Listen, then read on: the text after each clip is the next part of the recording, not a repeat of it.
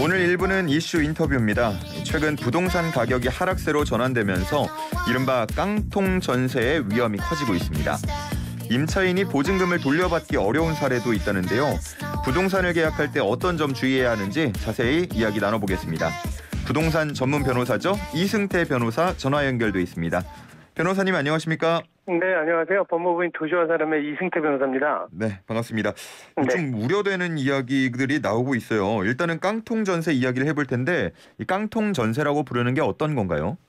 보통 이제 우리가 깡통 전세다라고 하면요, 이제 집값보다 대출금 있지 않습니까? 근저당권이라든지 전세 보증금액이 더 큰 집을 얘기를 하는 건데요. 일반적으로는 대출금하고 그 보증금의 합이 주택 시가의 70%를 넘었다라고 하면 이 깡통 전세의 위험성이 있다라고 얘기를 합니다. 그런 경우는 뭐 집값이 떨어져서 발생하는 건가요? 그렇죠. 근데 애초부터 실질적으로 이제 시세가 보통 그 높지 않은데도 불구하고 주민 임차인들이 그 착각을 해서 이제 이 정도가 되는구나라고 높게 생각을 한 거죠. 집값을. 아하. 그런 경우도 있고요. 그다음에 또 하나는 나중에 이제 깡통 전세가 위험이 생기는 거. 그러니까 깡통 전세 들어갈 당시까지는 그래도 보증금 회수 가능성이 아주 낮지는 않았는데 네네. 나중에 주택 가격이 하락을 하면서 보증금을 못 받는. 그러니까 집값이 오히려 보증금이나 대출금과 역전 현상이 생기는 거죠. 그러면서 이제 임차인들이 손해를 보시게 되는 겁니다. 예, 그렇게 될 경우에 어떤 위험들이 예측되나요? 그리고 우리는 사실 그 주택 임대차 보호법에 따라서 임차인들은 언제든지 그 전입 신고를 하고 확정일자를 받아두면 예. 보증금은 반환받을 수 있다 이런 생각을 갖고 계세요. 네. 대부분이. 그런데 현실은 그렇지 않다는 겁니다. 무슨 얘기냐면 우리가 경매가 되면요, 임차인의 보증금이 최우선이 되는 게 아니에요. 기본적으로 우선순위에서요? 네, 우선순위 제일 먼저 우선순위가 되는 건 뭐냐면 그 주택과 관련돼 가지고 갖고 있는 임대인이 갖고 있는 뭐 임금 채권이라든지 퇴직금 채권이나 또 하나는 임차 주택 중에서 아주 소액 보증금들이 있거든요. 그 중에 최우선 변제권이 먼저 1순위가 되고요. 두 번째는 우리가 당해세라고 하는 해당 주택에 부과된 국세, 그다음에 지방세가 2순위가 됩니다. 그리고 3순위가 되는 게 그다음부터 이제 전세권이라든지 근저당권이라든지 주택임대차 보증금이 되는데 그것도 들어온 순서, 그러니까 등기 순서와 또 그리고 확정일자를 받은 순서에 따라서만 대상을 받을 수 있기 때문에 자칫 잘못하면 순위가 밀려있다라고 하거나 아니면 당해세가 많으면 결국은 그 보증금을 돌려받지 못하는 일이 생기는 겁니다. 제가 이 관련해서 좀 사례들을 찾아보다 보니까 계약 기간이 끝나서 이사를 가야 되는데 살고 있는 집주인이 전세 보증금을 내주지 못하겠다, 깡통 전세가 됐다, 이런 경우들이 있더라고요. 이럴 때는 어떻게 해야 하나요? 그런 경우에는 지금 뭐 사실 이게 가장 큰 깡통 전세의 문제예요. 갑자기 집값이 하락되니까 보증금을 반환을 못 해준다라고 하면 기본적으로는 우리가 임차권 등기 명령을 해두고 보통 나오셔야 되는데 근데 이사를 가시려고 하더라도 보증금을 돌려받지 못하면 다른 곳으로 이사를 못 가지 않습니까? 그렇기 때문에 그럴 때가 이제 문제가 생기는 거죠. 만약에 우리가 전세보증금 보장보험에 가입해두지 않았다고 한다 그러면 그 보증금 반환을 받기 위해서 결국은 가압류를 하거나 소송을 하실 수밖에 없는 문제가 생깁니다. 이 보증보험은 대체로 가입을 많이 하시지들 않나요? 근데 지금 사실 우리가 그러니까 주택도시보증공사에서 몇 년 전부터 전세보증금 보장보험제도를 굉장히 많이 가입을 권유를 하고 있는데도 불구하고 실질적으로 아직까지 그렇게 가입률이 높아 보이지는 않습니다. 그리고 모든 주택을 또 다 가입 대상이 되는 것도 아니다 보니까 그리고 지금 물론 이제 허그뿐만 아니라 지금 한국주택금융공사라든지 서울보증보험에서도 지금 이런 보증보험 상품들을 운영을 하고 있습니다. 근데 지금 가장 큰 문제는 또 보증보험에 가입할 수 있는 기간들도 다르고요. 그 다음에 또 아직도 홍보가 안 돼서 못 하시는 경우들도 있는 것도 같습니다. 이런 보증보험 같은 형식의 가입을 미리 해두지 않고 나중에 문제가 생겼을 경우에 뭐 정책적인 보완책 같은 건 없는 건가요, 현재로선? 지금 그래서 민간임대주택특별법에서는요, 민간임대주택법을 이제 개정을 하면서 지금 기존 등록 임대사업자는 2021년도 8월부터, 그 다음에 신규 등록 임대사업자의 경우에는 2000년도, 그러니까 2000년 8월 18일부터 전세보증금 반환보증보험제도에 가입을 의무화를 추진을 하고 있습니다. 근데 근데 이게 지금 문제는 이 등록 임대주택에만 한정되는 거기 때문에 네. 만약에 등록되지 않은 그 수많은 임대주택들이 있어요. 임대사업자로 등록하지 않은 주택들이. 네네. 거기에는 지금 실효성이 없다는 거죠. 어허, 그렇군요.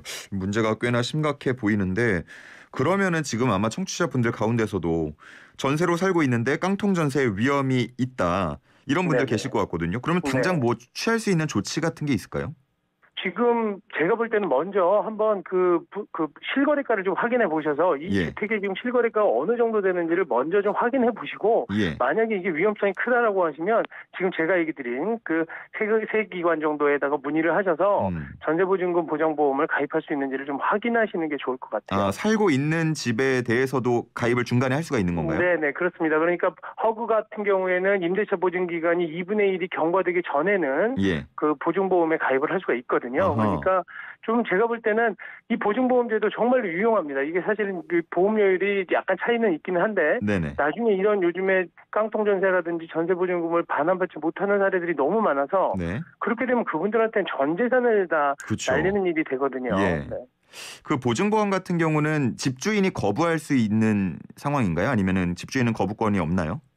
지금 아까 얘기 드린 것처럼 민간임대주택 그 특별법에 따라서 지금 가입 대상이 의무화되어 있는 것이 있고요. 또 예. 그리고 또 하나 그런 민간임대주택법이 그 적용되지 않는 주택이라고 하더라도 이 부분은 임차인이 보증보험사와 직접 계약하는 것이기 때문에 임대인의 동의를 요하지는 않습니다. 아, 동의를 따로 요하진 않고요. 네. 알겠습니다. 그 앞서서 실거래가를 확인해 보라고 말씀을 해주셨잖아요. 네네. 아파트의 경우에는 어느 정도 확인이 좀 용이한데 뭐 연립이나 다세대 이런 데는 실거래가 확인이 어려운 경우도 있지 않습니까?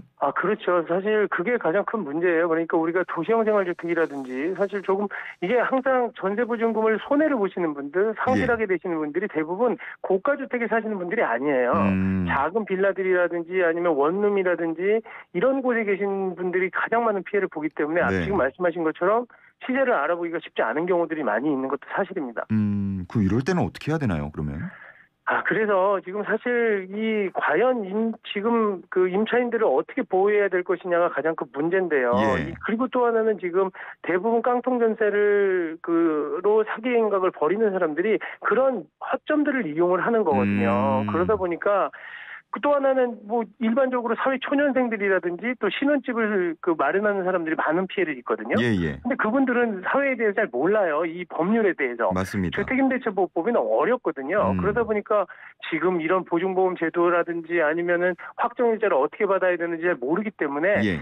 사실은 공인중개사들의 역할이 굉장히 큽니다. 어허. 공인중개사들이 이런 잘 법을 모르는 사람들에게 이런 임대차 중개를 할 때 아주 상세하게 그런 문제점들을 알려주고 그다음에 또 나중에 문제가 생겼을 때 배당을 받을 수 있는지 없는지도 좀 알려줘야 되는데 오히려 이제 공인중개사들이 가끔은 이런 사기 행각의 일부 공인중개사들이 가담을 하는 경우들도 있기 때문에 그게 또 문제가 되는 거죠.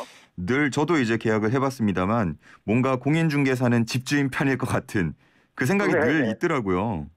그리고 공인중개사들도 좀 여기 선량하시고 아주 잘하시는 중개사님들이 많으신 건 당연하지만 근데 이게 중개만 하면 된다고 생각하시면 안 돼요. 그러니까 이 권리관계에 대해서 정확하게 설명해주고 나중에 피해를 방지할 수 있게끔 도와주는 게 공인중개사의 역할인 것이지 그냥 중개하고 수수료만 받는다 이렇게 안일하게 생각해서는 안 된다는 거죠. 좀 더 책임감이 필요하다는 말씀이시고 이 정부에서 관련 대책으로 나쁜 임대인 명단을 공개하겠다는 대책을 내놨는데 실질적으로 문제를 막는 데 도움이 될까요?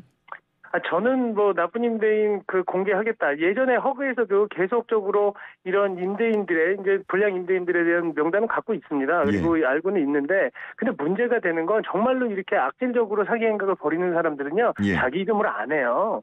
먼저 본인 이름 나쁜 임대인으로 한번 걸려서 공개가 되면 그 사람 이름으로 안 하고 다른 법인을 설립한다거나 차명을 이용해서 동일한 행각을 벌이는 게 또 문제가 되는 거죠. 이 개인 이름이 아니고 법인이나 다른 방식을 통해서도 또 계속 이어갈 수 있다는 거죠? 네, 그리고 또 하나는 지금 깡통전세 위험지역을 특별 관리하겠다. 그 위험지역이 어딘지를 어떻게 저는 구분할지도 잘 납득이 잘 안 가는데요. 사실은 어떻게 보면 지금 우리나라 아까 말씀한 빌라, 도시형 생활주택 이런 작은 규모에 대한 원룸이나 여기가 다 그러면 다 위험지역이에요. 깡통전세 위험지역입니다. 전세가율 이런 걸 기준으로 할까요? 그러니까 제가 볼 때는 이렇게 그때마다 만약에 뭐 가격을 기준으로 하는 것도 좀 우스운 부분이 있거든요. 그거 그리고 또 어느 지역을 갖다가 만약에 깡통전세 위험 지역이라고 지정하는 순간 선량한 그 지역에 살고 그렇죠. 있는 임대 사업자들은 어떻게 하느냐고요. 그런 문제들도 있기 때문에 사실 그렇다고 또 금액으로 정한다는 것도 굉장히 지금 이게 또 오히려 작은 주택을 임대하시는 선량한 분들이 또 피해를 볼 수도 있는 거기 때문에 과연 이게 법으로 이렇게 하는 것보다는 뭔가 좀 더 이 근본적인 원인이 뭔지를 좀 보셔야 될 필요도 있다는 생각이 들어요. 알겠습니다. 그 전세 사기 유형 앞서서 깡통 전세 살펴봤는데 또 다른 것들도 있나요? 저는 제가 이렇게 여태까지 쭉 살펴본 전세 사기 유형으로는 거의 대부분 3가지 정도로 압축이 되는데요. 하나는 신탁사를 이용하는 겁니다. 그건 뭔가요? 그러니까 신탁사라는 게 뭐냐면 신탁회사한테 주택을 신탁을 해놓거든요. 네네. 그러면 그거는 그 소유권은 저한테 있는 게 아니에요. 네. 신탁회사가 관리하는 것에도 불구하고 본인 그러니까 신탁을 맡긴 집주인이 내가 실질적으로 처분 권한이 있는 것처럼 행세를 하면서 임차인들을 모으는 거죠. 그러다 보면 나중에 돌려주지 못합니다. 왜냐하면 신탁사가 동의를 안 했기 때문에. 예. 이런 형태가 하나가 있고요. 또 하나는 위탁관리회사나 또 공인중개사한테 주택의 임대 관리를 위탁하는 경우에요. 예. 그러면 통상 작년에도 이런 문제가 많았었는데 이 위탁관리회사가 그 임대인한테는 이거 월세를 주겠다라고 하면서 월세 계약을 체결한 것처럼 그 계약서를 만들고 네. 실제로 임차인들하고는 전세 계약을 해서 목돈을 받는 겁니다. 그리고 위탁관리회사가 사라지는 경우가 있어요. 예. 이런 경우가 또 2가지 형태가 있고 또 하나는 지금 갭투자, 지금 얘기하는 그 깡통전세 가장 그 유형을 많이 만들어내는 게 갭투자인데요. 예. 소액의 자금을 이용해서 다수, 많게는 뭐 수백 개의 주택을 매입을 한 다음에 임대차를 놓는 겁니다. 그러다가 나중에 계속 돌려막는 거죠. 보증금 반환해 줄 때마다 다른 새로운 임차인을 받아들여서 그 임대차 보증금을 반환하다가 어느 순간 그게 순환이 안 되면 전부 다 이 깡통전세로 다 전부 그 피해를 발생하게 되는 유형이 3번째 유형인 겁니다. 네. 그럴 경우에 그 보증금을 돌려주지 못한 부분에 대한 책임은 어떤 처벌을 받게 되나요? 사실 이게 만약에 집주인이 보증금을 돌려주지 못했다고 해서 바로 사기죄가 되는 것은 아니거든요. 근데 그런 어떤 형태라든지 기본적으로 처음부터 임대차 보증금을 돌려주지 못할 상황이 처해 있음에도 불구하고 그럼에도 불구하고 계속 새로운 임차인을 받아들였다라고 하면 사기가 될 수가 있어요. 그래서 사기로 고소해서 형사처벌을 받게 하면서 형사합의하는 방법이 일부 있고요. 또 하나는 결국은 이 임대인을 상대로 해서 손해배상 청구 소송을 해서 그러니까 그 보증금에 대한 반환 청구 소송을 해서 판결을 받으신 다음에 일반 재산에다가 그 임대인의 일반 재산에다가 강제 집행을 해야 되는데 근데 결국은 그 임대인이 재산이 없거든요. 그렇기 때문에 그거는 휴지 조각밖에 안 되는 거예요. 그러다 보니까 실질적으로 만약에 이 우선 변제권이라든지 그 대항력을 보장받지 못하는 임차인의 경우에는 사실상 구제 방법이 없다고도 볼 수가 있는 겁니다. 그렇군요. 진짜로 돌려줄 돈이 없는 경우 말고 혹시나 코인이나 암호화폐 등등으로 빼돌린 경우들도 많습니까? 이제 신종 우리 사기 행각들이 계속 발생을 하고 있기 때문에 사실은 그런 식으로 또 처리를 하면서 보증금을 갖다가 반환 못 해주거나 또 이렇게 피해를 입힌 경우들도 발생한다고들 하더라고요. 그리고 점점 이런 중개사들이나 또 분양대행사들하고 또 이렇게 리베이트를 주고받으면서 변형된 갭 투자를 하는 경우도 많기 때문에 사실 이게 법이 따라가지를 못해요. 이 사람들의 어떤 사기 행각을. 정말 큰 문제라고 볼 수가 있겠는데 일단은 그러면 우리 청취자분들 포함해서 이 방송을 나중에 다시 듣기 등을 통해서 들으시는 분들을 위해서 계약하기 전에 꼭 확인하고 주의해야 할 것들 마지막으로 정리 부탁드립니다. 네, 먼저 기본적으로 등기부등본 반드시 확인하셔야 됩니다. 그래서 등기부등본에 나와 있는 명의자, 소유자와 내가 계약을 하는 것인지를 확인하셔야 되고 절대 신탁사가 있거나 아니면은 위탁회사가 있다고 하면 그 소유자와 직접 통화를 하시거나 소유자의 확인을 받으셔야 됩니다. 그다음에 2번째로는 전입신고와 확정입자는 반드시 받으셔야 되고요.